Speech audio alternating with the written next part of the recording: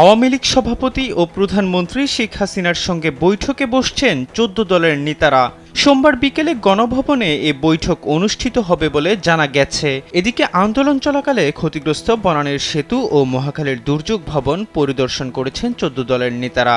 সোমবার বেলা 11:30টার দিকে আওয়ামী লীগের উপদেষ্টা মণ্ডলের সদস্য ও ১৪ দলের সমন্বয়ক আমির হোসেন আমুর নেতৃত্বে জোটসঙ্গীরা ভবনের ভেতরে গিয়ে ধ্বংসযজ্ঞ দেখেন।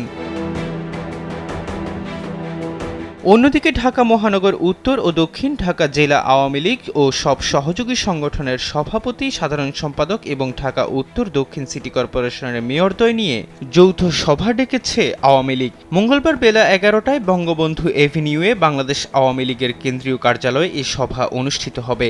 সেলফিন অ্যাপে দেশ বিদেশের যে কোনো জায়গা থেকে অ্যাকাউন্ট খুলতে পারবেন কোনো ঝামেলা ছাড়াই। সেলফিন, আগামীর ব্যাংকিং।